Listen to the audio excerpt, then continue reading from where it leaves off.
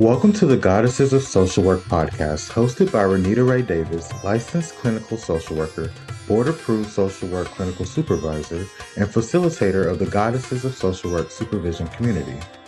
Join us as we travel through the social work journeys told by the Goddesses of Social Work community members, past and present, as they make their way toward clinical licensure. Welcome to the Goddesses of Social Work podcast. In today's episode, Latanya Simmons, MSW, has joined us.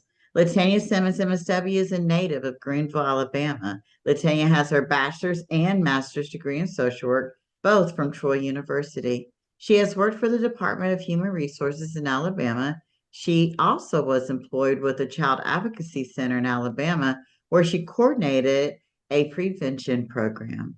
Latanya presented educational presentations to several elementary schools and to high schools, teaching students the 4 types of abuse, body safety, and how to speak up and report if they are being abused. Latanya is currently a therapist with Alabama Family Services. As Latanya continues her journey of becoming a licensed social worker, her hope is to start her own nonprofit organization. In her free time, she loves to spend time with family and friends, travel, and write poetry. Welcome, Latanya. I'm super excited to have you on the show today. Yes, thank you so much for having me. I truly appreciate it. Yay. Latanya, reading your bio, I loved hearing about your creative side, your passion for poetry. Social Yes. work, yeah, social work can make one hard around the edges, as you know. I'm curious, how do you stay soft to the flow of creativity? So, obviously for me, when I started writing poetry, it was when I was in middle school. Being young and not really feeling like you having an outlet to express yourself. I felt like writing became my safe haven. So even through high school and college, I would write a little bit. And I feel like, being in social work and obviously me, the jobs that I've dealt with, it's been hardcore things. You're hearing so many, horrific stories that people are going through, and you're trying to be a light in the midst of that.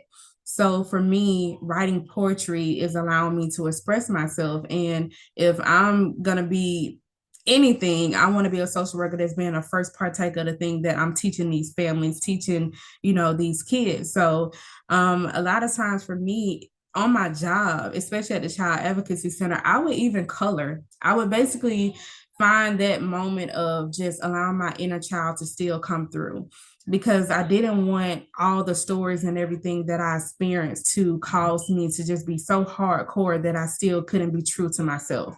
And so since poetry was that foundation for me, I wanted to find ways to still like bring that to the forefront.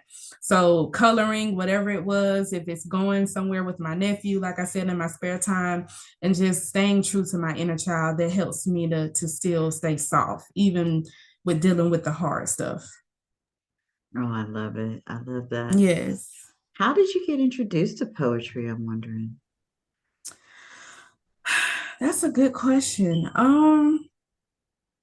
I guess at the time when I started writing, I didn't realize it was poetry. It kind of was just I'm writing my feelings and my emotions down. And as I kind of started, in my English courses, and there were like a few assignments that we got a chance to write poetry.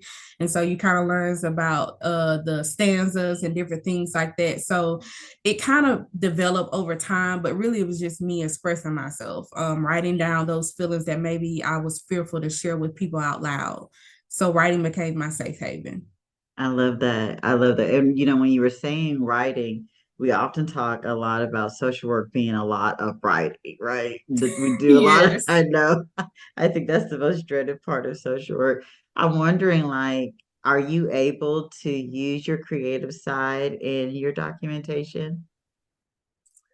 Oh, now that's a good question, because I think honestly, when I have my social work hat on, honestly, I'm just like, let me document everything, because it's kind of like I've been taught, if you didn't document it, it didn't happen. So I think I don't really think about being creative, with the jobs that I've had. But no, I guess not. It's just more so I'm documenting what happened, and things of that nature. But I can say maybe in a sense of storytelling. So I feel like for um, me talking with these clients and these families, it's allowing me to hear their story. They feel safe enough to share that with me. So whoever comes up behind me that have to read this information, I want to make sure that I told their story the way I felt it in the moment when I heard it. So I guess in that sense of storytelling, yeah, I can say in that creative side.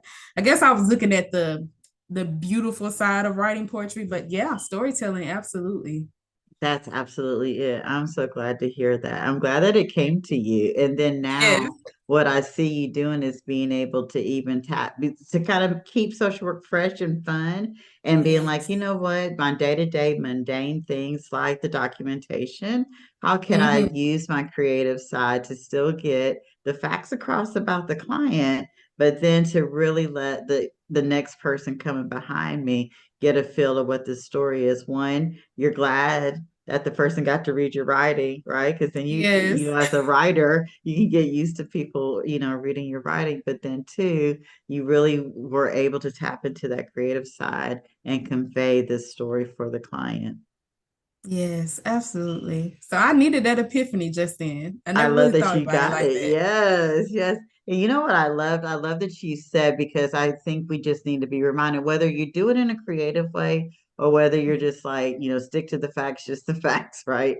Mm-hmm. It is important for social workers. I always said, let the social worker who's coming behind you be able to go to the waiting room after reading the note, that you took describing the client that you met with, and be able to walk into Yes. the waiting room and say, Mr. Harrison, please come with me. And so that's Mm-hmm. how I see you now writing. It's like the person who Yes. comes behind you is going to be able to absolutely know who that client is just from your Absolutely. writing. Yeah, that's beautiful. Latanya, what or who or what did you want to be, I should say, when you were growing Mm-hmm. up, or who did you want to be most be like when you were growing up? So I think, when I think about my childhood dream of what I thought or what I wanted to be, so growing up, for some reason, I just have this vivid memory of my mom a lot of times telling me that I talked a lot when I was little. And I feel like even now I talk a lot, but I realize that it's just a gift. So I don't take it in the context that I used to. But I figured I used to also love to kind of like prove my point in the process of me talking a lot, like sometimes be argumentative. So I was like, you know what, I think I maybe want to become a lawyer. I don't know, like it's still social justice going on, but I can, talk a lot, I can prove my point. And then it kind of drifted a little bit when I was in high school, to me thinking I wanted to be a school counselor. And that was geared from just seeing a lot of the things that my peers went through. Just feeling like personally, we didn't really have that outlet. Like we had school counselors, but honestly, all I really remember them telling us about was the ACT. We got to go to college, you got to take this test, but what kind of outlet did we have as far as like if we're going through stuff at home or, dealing with mental health stuff? I never really feel like we had that. So that's kind of that little dream of becoming a school counselor. But I remember my school counselor told us, we was like, well, in order for you to do this, you would have to teach 4 years. And I was like, well, I don't want to teach. I just want to become a school counselor. So that geared to me becoming a social worker. But those are kind of two things that I thought about, becoming when I grow up. So, but now I'm in social work, which I is love even it. better. It is better, isn't it? I shout out to Yes. the school counselors, but yeah, we love this is the social work podcast. So I love that. You're absolutely right. I remember that. I didn't think about that for such a long time. I wanted to be a school counselor and found out I had to teach. And I was like, oh, no, no, no, that's not for me. I love my Yeah. teachers though, nothing against them, but I was Yes. like, no, Oh, you not for gotta me. have teachers. You gotta have teachers. I envy teachers, school, the ones who get to have the summers off and all of Yes. that. Yeah, I know they deserve it though. They so They deserve it. do. I love that. Well, we're glad that social work got you. So I love how you set us up. That was a great setup. Tell me Thank more you. about, or tell me about your social work journey. How did you get here? So, I guess a little bit deviating to my background a little bit. So growing up, like I said, being in high school, that was like a pivotal point. I dealt with a lot of things in my childhood, but I think the turning point of choosing social work was my first interaction with a social worker directly. So with, a little bit of my background, there's some mental illness that runs in my family on my mom's side. And so growing up with my sister dealing with that mental illness, it really, um, you know, in the Black family, I'll speak, because I can only speak from experience. There wasn't a lot of talk around the topic. There wasn't an understanding of it. You just kind of see the signs and the symptoms of it, and you just live with it. You deal with it. And I feel like I just needed more, because that's someone that is close to you. You love them. You want to be able to help them, but sometimes you don't know how. No one in the family knows how, but they're dealing with it in the best way they know how. If it's calling the police, or I guess a benefit of it was that I did see my sister, going into rehab facilities and things like that, but the cycle was still there. And so when my nephew got in the picture, her son, her only child, when she gave birth, I remember the day at the hospital. For some reason, the nurses, I can't remember the reason why, but my sister never got a chance to take my nephew home. And I felt like her past and something that I'm sure, who would choose mental illness or who would choose to have a mental health issue? No one chooses that. But because of that, she was, I feel like, judged off of that and was not allowed to become a mother. And I remember that drive that it put in me at that moment. And so obviously we, as far as my mother or our mother, she gained custody over my nephew, but obviously that process of that, the social worker has to come to the home and make sure that it's fit for the child and things like that. And I just remember the social worker being really warm and caring, and I felt like she set the tone for allowing my nephew, to be able to come home with us, because what I learned from being in that side of social work, being the one that goes in a home and see that, like, our observation can potentially determine if that child is allowed to go in that environment based off what we see and what we observe. So her setting that foundation made me feel like, what, I want to be that for a family. I want to be that person that be the glue, whatever way that looks like. If it's providing resources, if it's connecting them with different things, whatever that looks like, I just want to be that glue. I want to bridge the gap. So from that standpoint, that was the turning point of me choosing social work. And so obviously my first job in the field was with the Department of Human Resources. And funny thing about that, I remember being in class and we would hear about different internship opportunities. I remember telling God, I was like, God, I ain't working at DHR. I don't want to deal with that stress. Like, I honestly, I don't. And then that was my first job. So, and you know what? I'm so grateful for it. It was a difficult time, but it was a great foundation of making me become the social worker that I am. And so being on the other end of that, being that social worker that is sitting in a home observing, I was able to see what that social worker probably felt like. And so just moving forward in my career, I've dealt with a lot of child abuse and neglect type situations, and obviously being exposed to, mental health cases. And it just makes me want to continuously educate myself, become knowledgeable, so that what I didn't maybe get a chance and what my family didn't get a chance to know about the mental health or about the mental illness, that they'll have the tools they need to move forward. That it's not a bias anymore about mental health. Like, it's okay to go to therapy. It's okay to seek help, like breaking those generational curses. So that's why I chose social work, because I want to use my knowledge, my power, well, actually using knowledge to be my power to break those generational curses and those preconceived notions about, if you seek a therapist, you're crazy, or whatever, you've learned in your culture. Like, I want to break that. So that's why I chose social work. What a beautiful story. Thank you for your transparency. You know, we, Yes.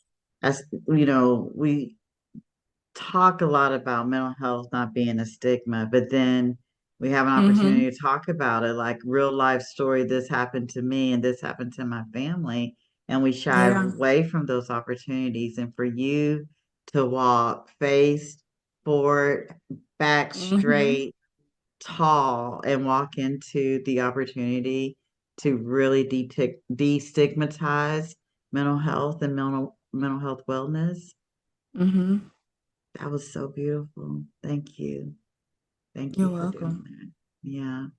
That And was okay, I'll that. add this Yeah. though. Yeah. Not only breaking the stigma of Mm, it when it came to someone in my family, but becoming a social worker allowed me to seek that help as well. I mm, feel like that's super important because, you know, being a part of the field, sure a lot of social workers can relate to this. You know, you're dealing with people and their issues and things of that nature, and they sometimes trigger some things in you, and you realize that you've maybe been covering that up for so long, and to the point to where you're in a position where you either face it or, in other words, you either sink or drown.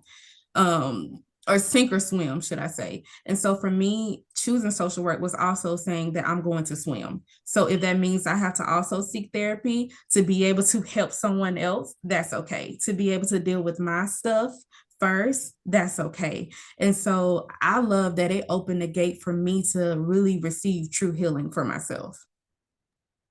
so beautiful. Yes. My favorite people, or Yes. some of my favorite people, are therapists with therapists. Yes, Those are the I am ones one. they're holding space and they're healing too, right? I mean, that those are some powerful human beings. And, part of being in my community, is get get your own therapist and get you some Mm-hmm. professional liability insurance, right? And you're Yes. protecting both your emotional, psychological, as well as your material career. So I absolutely love that. And again, thank you so much for your transparency. I want to hear a little bit about if you're okay with it, as much as you Mm-hmm. want to share. One of the reasons I wanted to bring you on was Mm-hmm. for us to talk about this license, right? Yeah, yeah. Yeah. So again, just being in this space of I'm on this healing journey, I'm doing the work, Mm-hmm. and part of the podcast is, part of the reason I wanted to do the podcast was to let other social workers know that you ain't alone out there. There's Mm-mm. all levels of us going through on this professional journey. And as Yes. little as much as you want to share, but can you talk to us? You got your MSW, you built a Mm-hmm. career, a beautiful career. You becoming expert in some ways in Yes. child and adolescent therapy um, with your MSW. Yes. And so Which I was a want to just shock. stand on, yeah, I want to just stand on the MSW is enough. It's called a Mm-hmm. terminal degree for a reason. Yes. But we do have this get licensed space that a lot of Yeah. us exist in as well. And I just want to know if you could talk to me and the audience about your licensing journey thus far. Yes. So, I guess, obviously they teach us, about becoming licensed, when we're in school. And so, there was gonna definitely be something that was gonna happen. But I think initially the thought of it, because it was never in my mind not to become licensed, but when I got my BSW, I was like, well, if I'm going back to get my MSW, I don't, in my mind, I didn't want to take the test twice. I was like, that sounds crazy, and I don't want to waste money and things of that nature. So let me be smart in how I decide to do this. So when I got my BSW, I took obviously a year off before I went to go get my MSW. And so shortly after that, I was at my first job in the field. And after I graduated, I think some months went by. And obviously in school, I think it was just always kind of determined on what you felt was best for you. But right after I got my MSW, I feel like I probably should have took the test because it was fresh on my mind. But it probably was honestly a level of fear. And then life happens. You're trying to also get a job in the field. And so it was just probably so much going on in my mind. And so I remember in the process of trying to prepare for the test, I did take like different tests. I think I remember taking Dr. D's course. I was able to attend her class for free through my job. And so I had the material from class and things like that. So it's like, you have all this material, what do you do with it? So I took a couple months to study and prepare. And I remember, because my faith is very important to me. So I remember creating a playlist. I'm like trying to do everything to like prep myself for it. I'm like, I'm gonna pass on the first try. I'm writing LMSW behind my name, all the things that you hear people tell you to do. And I'm like, I'm nervous, but I'm gonna conquer this test. I'm gonna take it. And so when I went in, it was so nerve-wracking, because you have to sit so many hours to take it and just so much going through my mind. But I'm like, I'm gonna do it. I've went to school all this time, like I'm gonna do it. And so I remember when I took it, and they give you the sheet right after, and it said failed up top. And I saw how many points I failed it by, and I was like, so close. And I remember just feeling like numb. I think it's kind of like because I had maybe took on this preconceived notion that like you got to become licensed in order for this degree to just be finalized. You got to do what you got to do. And so it felt like, but I've done, a job in my field. I feel like I'm a good social worker. I'm new to this, but I'm doing the things that I need to do to help people. But failing that license really took a toll on me. And so I remember probably a little bit over a year went by before I even attempted to take it again. And took it again, felt a little bit more prepared because I've been exposed to it, and failed it again. And the crazy thing about it though is like I failed it by the same amount of points. So I was like, well, I don't feel too bad, but I don't feel great either. It's like, okay, what do I need to do different? And so I will say the first time that I took the test, and they tell you not to do this, or I guess advice wise, is that I went back and I changed answers. I would not recommend that. And the second time, I didn't have time to go back and second guess because I got too excited about the highlighting features. So here's the little side note on that. When you watch a lot of YouTube videos and people who are doing the licensure prep, they highlight keywords in a scenario. And so I went in trying to just do whatever method to help me, and I got too caught up in it, and I realized that close to the end, maybe about 30 questions left, I had to kind of rush. And so I feel like, okay, from this first time and the second time, I know two things that I'm not going to do. So even though I wish I could have passed on the first time or even the second time, it was a learning experience. And it's like, it's still giving me that drive to do what I need to do to take it. So, I know there's been several people out here that have taken it numerous of times. So in that concept, you're not alone. And I've learned from even talking with Miss Renita that like your MSW or your BSW, let alone both of those, they hold weight. So yes, you want to get your license, but it's okay if you're not there yet because you still can do things in the field. You can gain that experience, and it does not make you less as a social worker. So that's what I would say about that journey. Absolutely. Absolutely. That was beautiful. Thank you for sharing Yes. your that part of the journey so far. And I love that you said the MSW is enough because it is. I was out here living my best social work life for with the MSW for 10 years before I got licensed. And so, Yes. sometimes I think we get caught up in, oh, you got to get licensed. But I know many a social worker who have MSW behind their name making six Mm. figures. And Ooh. so, yes, and even recently I learned through this podcast the MSWs are doing travel contracts as well. Oh, Yeah, okay. it's Tori Helm's episode that she talked about. She's on an MSW contract traveling in Ohio right now. Yeah. So I think I want to make sure we just put the value back on the MSW, Yes, right? Like absolutely. don't shy away from the value of an MSW. The MSW kept my kids fed for 10 years. So we ain't hate on the MSW, but obviously and the LMSW is not the only path, or the LCSW is not.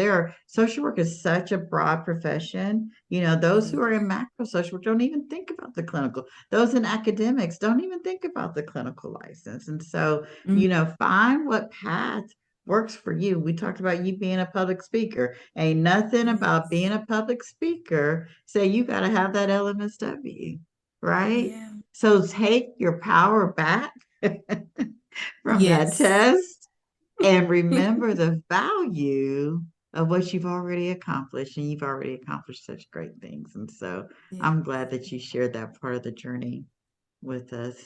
Latanya, where where do you want to go? Just really briefly, I saw in your bio you said you would love to open your own nonprofit organization. I guess I wanted to hear your vision. Where do you want to go in Yes. social work? So, the nonprofit organization concept really came from, like I said, really, I think when I was in high school. Um, I think like seeing different things like teen pregnancy, my peers going through different things and not feeling like, and actually coming from a small town, not feeling like we had an outlet. Like, of course, you have school, you have sports, you have a few clubs, because I was, a part of a lot of clubs and things. But, as I've talked about, like with mental health, like I feel like we just personally, me and my peers, we didn't have that outlet. And so I feel like for me, being able to start a nonprofit where I can, you know, basically give resources and services to youth who are in transition to adulthood. So for me, I wish in high school, I learned the basic things of like how to write a check. Like, what are things I actually need like outside of high school? Like, you telling me to go to college, but if I don't decide to go to college, like, what are the basic things that I need to know how to do that maybe I'm not being taught? Foundation at home is not the same. So I think ultimately that vision is just to be able to a space to bridge the gap. That's the mindset that I have, that if those services are not being provided at school, or if they're not being provided at home, that they have this safe haven of a place where we're bringing all these resources and services together to serve them, to make sure that they become successful youth, and not even just youth, but when they go on to adulthood, that they have the resources that, truth be told, knowledge is power. Sometimes we just really don't know, and we're really not taught. And everybody don't know how to ask for help. So being able to provide that bridge like that for me is so important. So that is my why. A part of my why is to get to that. And of course, whatever other ways that God opened for me, the public speaker, I claimed that. And I love that because I didn't say anything about that. So I love that you mentioned that, because that's something that I have in my mind too. But whatever way God sees fit for me to use this degree as a driving force to help young people, they are at my heart's core. So that's ultimately the vision for the nonprofit. I love it. I'm just gonna Yes, hit the nail on the head one more time. You don't need an LMSW to do that. I know. All We got to right. talk how to get here, get Well, there. you know what? One step at a time. I think you just said it. You spoke it, right? That's the first step. I love it. One of the premises, Latanya, of this podcast is to create Mhm. community. And so I was wondering, in what ways are you part of any specific social work communities? And are there any communities that maybe you've created that you know that social workers are part of or included in? So that's actually a really good question. And when I think about, I guess, the social work community as a whole, I guess I didn't realize how, I mean, I did take advantage of it, but obviously school was a great foundation for me because you're amongst social work, you know, your classmates and you have your professors. So it's the social work world. But then it's like outside of that, you really don't think about it outside of like, well, I need to make sure I continuously, seek supervision or find a mentor, things like that. So, personally, I haven't, became a part of a group, but like on my job, if there's other social workers there, we're talking about, different things in the field. If it's, the code of ethics or maybe issues that we're seeing on our job or things that we can do to improve as social workers. So I guess you can say in that sense of a community, I have been able to, be a part of it in that sense. And I think personally on my end is one of my jobs at the Child Advocacy Center, I was required to, or one of my job duties was to supervise social work interns, or not always social work majors, but so for me, I actually loved that because I was able to utilize my experience as once was an intern and the courses and the experience that I had on the job to be able to pour in other social workers coming up. So I didn't even realize in a sense that I was creating that environment, that social work community. So even though it's only been, I guess, through the jobs that I've had, I've still had ways of being a part of a community. Now, obviously, I would love to expand my horizon and actually becoming a more of groups like the NASW or, things like that. But I've still some way, somehow became a part of a social work community outside of class. That's good. Do you still keep in touch with any of your classmates? Ah, not, I guess, directly. Like, some of us follow each other on social media and, we see something about someone has started a new job, we'll congratulate each other and things like that.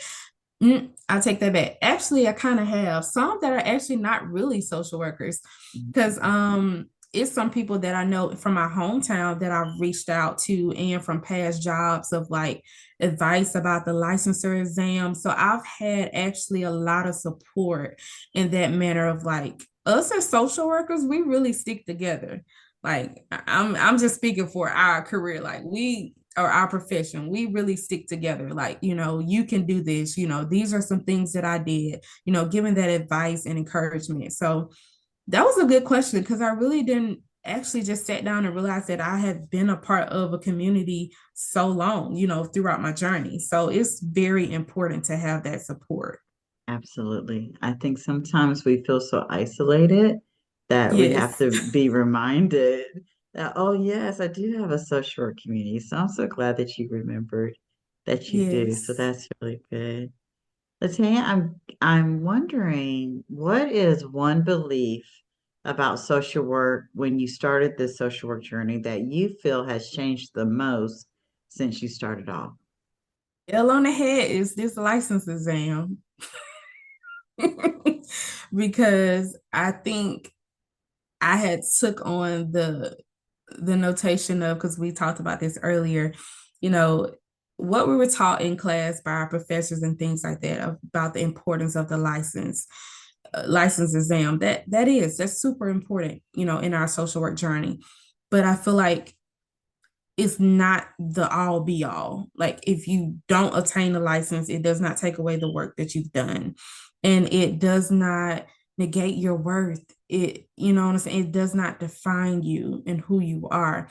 It simply is just a test, And so for me, even though you're told, obviously they're stating in the law that legally you can't consider yourself as a social worker in the state of Alabama if you don't have your license, but that MSW still hold weight. That BSW still holds weight. You can still do things. I did not even know that I could become a therapist just by having my MSW. I thought that I had to actually have my LICSW to become a therapist. Like, I don't know where I got that notion from, but so breaking that barrier and becoming knowledgeable, asking questions. And I'm so grateful for you, Miss Renita, because it's like I needed that because that was something held over my head for so long that I thought that if I don't get this license, you're gonna get a job, but you're gonna get the lowest paid salary, you're gonna just not be marketable, you're just all these negative things that I feel like I've told myself. And I realized that like throughout my journey, it can happen. It's not the end. So that I would definitely say that my mind has shifted in the area pertaining to license exam. And our work here is done. No, just like oh, that is so awesome. I find the value in the MSW. You know, the social workers are everywhere. We're on Capitol Hill. Ain't nobody Yes. worrying about the ASWP exam. On Capitol Hill, we are in all areas and levels of work in the society, and it's not one test that's keeping you from that. It's you. Yeah. And Mm-hmm. releasing that and taking your power back on that, Yes. you know that you can, all the vision that you set before us in regards to your successful, profitable nonprofit that you're going to start. Ain't nothing about Yes. what you said you want to do with those babies in the communities that you live and work in have anything to do with the ASWB exam. So we release that. We Thank you. release it. It's done. And I am so excited about where this journey is going to be taking you. I'm just smiling. I can't stop smiling if my cheeks hurt. I So know mine too, but I needed this. I think I'm gonna lead us into our last question. And Latanya, obviously I'm smiling so big. I've really just enjoyed this conversation with you today. But my last question, I'm going to come back around to poetry. I'm curious. Okay. This isn't the last question. It's like setting up the last question. Do you do Yes. spoken word, or tell me more. I just want to learn more about this poetry energy that you're sitting. What are you doing with it? Is it just a personal thing, or is this something more public? So the beautiful thing about the growth in me writing poetry is it was simply started as me, like I said, expressing myself. I'm just getting my feelings out on paper. And it wasn't up till maybe about last year for sure. And I want to say the year before, I actually did my first I guess spoken word poetry in front of people, like sharing what I wrote. Like it was insane. But it was an opportunity that I had came across in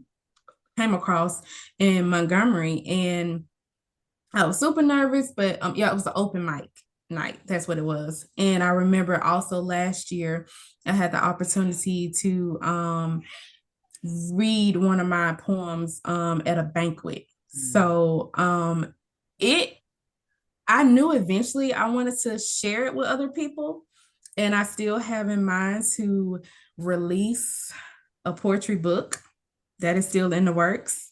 Yes, I know it's like saying it out loud makes it real, but that has been something that I need to just release what God has allowed me to share about my story, my testimony, whatever way you want to call it. But words have power, and healing takes place in our words. And so that's what poetry has been for me. So it's a constant outlet. I've even went to the extent of somewhat doing like voice memos, and I have a poetic way of like doing it that way. So it's really has evolved over time. It went from me just writing to speaking in front of people, recording, just whatever way it comes out of me expressing my words and expressing how I feel. Latanya, do you mind Yes, sharing one of your pieces with us? absolutely. I'll share one. Awesome. Awesome. So this is a poem called A Familiar Place. And I'm going to read it off of my phone if you see me looking down. I can say that this place feels familiar. It feels like I've been here before, where endless cycles lay before me. It feels like I'm losing grip of reality because I look in the mirror and don't recognize who I am. The image I have created looks distorted. If I stare at myself long enough, my heart will begin to ache. Tears begin to fall for the woman in the mirror who looks lost and feels broken.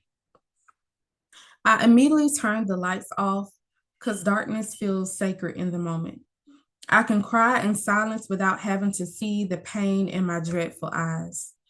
The woman I see looks weary and worn down, but if I stare long enough, I see a fire burning. You see, sometimes my light dims a little when life gets heavy, yet I'm reminded that there's a fighter in me.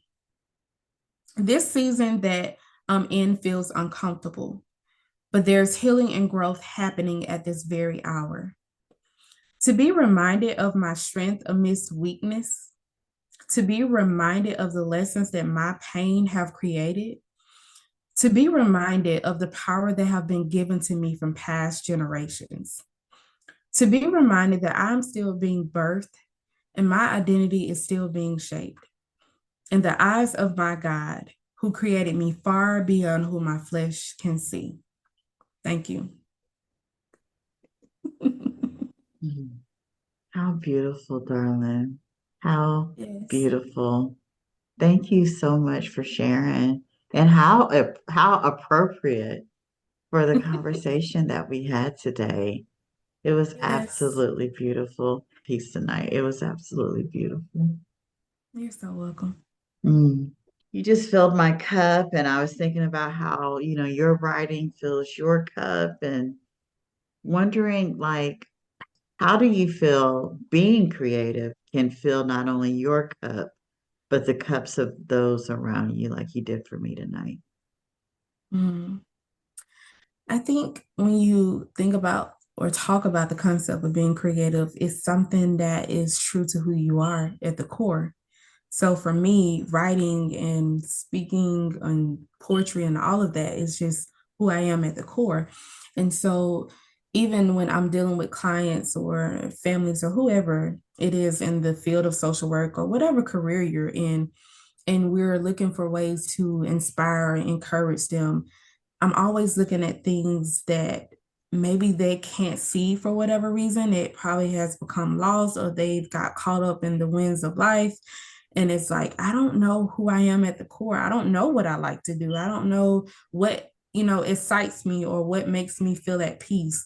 So being in that space and allowing them to tap into that, if it's that inner child, it could be coloring. I'm going back to that. That was a inner child moment for me, but it was something for me to be creative.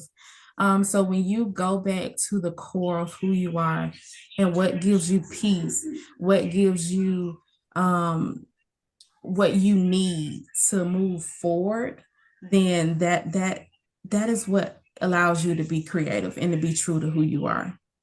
Absolutely. Absolutely. Thank you for sharing your creative side with us tonight. It was absolutely what I think all of us needed. And thank you for coming on the Goddesses of Social Work podcast. We're so glad you joined us today. Thank you for having me. Absolutely. Thank you for listening to today's episode of the Goddesses of Social Work podcast. We are glad you were here. If you like this episode, please come back to hear more stories of the journeys through social work, and please leave us a review on Apple or Spotify. See you next time here on the Goddesses of Social Work podcast.